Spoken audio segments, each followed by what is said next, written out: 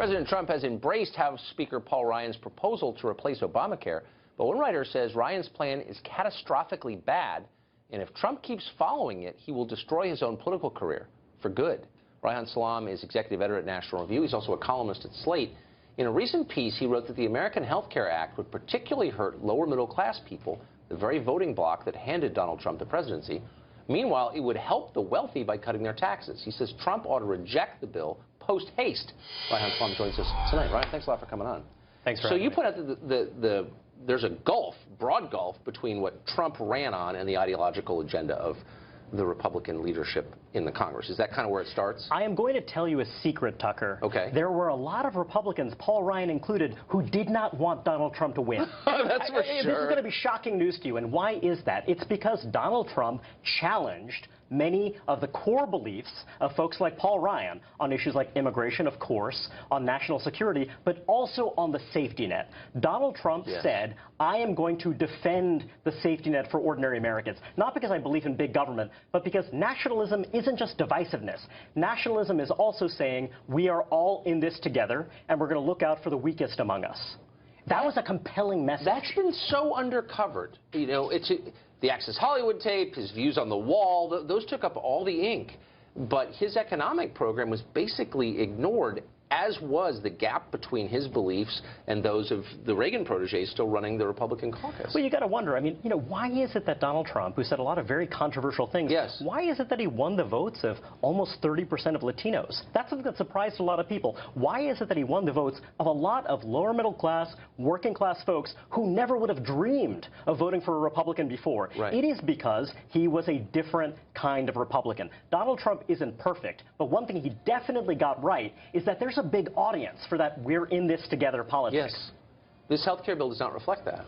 It does not. And actually, even in his interview with you earlier this week, you could tell that Donald Trump knows that. And he's saying that, look, you know, I'm going to want to protect our people. But the problem is that this bill, as it stands right now, here's what it does. You know, you might believe that Medicaid is a program that's flawed. Yes. You know, I absolutely believe that. But you're going to cut $880 billion in Medicaid funding, and you're also going to cut taxes for rich people by $880 billion. It's one thing to say we're going to fix this program to make it more sustainable, to make sure that it serves people and what have you. But if in the same legislation you're also eliminating taxes for mostly rich folks by exactly that same amount, that doesn't send a good signal. You need to win people's trust. And that's what Donald Trump needs to do if he's going to build on his distinctive national agenda. So a lot of people I know assume this bill will not get through the Senate. It's not going to become law. It will not reach his desk. Let's just assume that's true. Even if it's not true, what should the president do with this bill?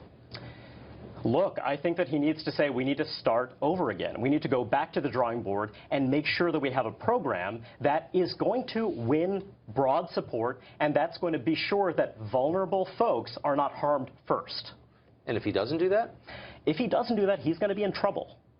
So here's the thing. Again, trust matters a whole heck of a lot in politics. There were a lot of people who were rattled by Donald Trump. They thought he was erratic here and there, but fundamentally, in their gut, they felt like he's on my side. Yes. I trust him. So how do you establish trust? The way you establish trust is with the first actions you take. If the first action you take is cutting Medicaid while cutting taxes for the rich, who's going to believe you when you say that, hey, I want to be sure that everyone's taken care of, and you're right, I might want to cut taxes, but that's not my first and highest priority. My first and highest priority is protecting vulnerable Americans. We're almost out of time, but how did this happen?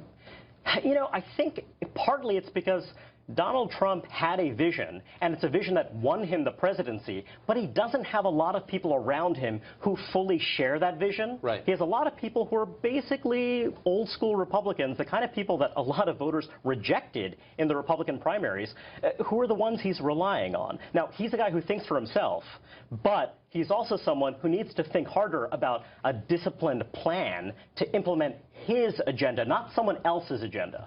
If this fails, it's going to be tough. It's going to be really tough. It definitely will. I think.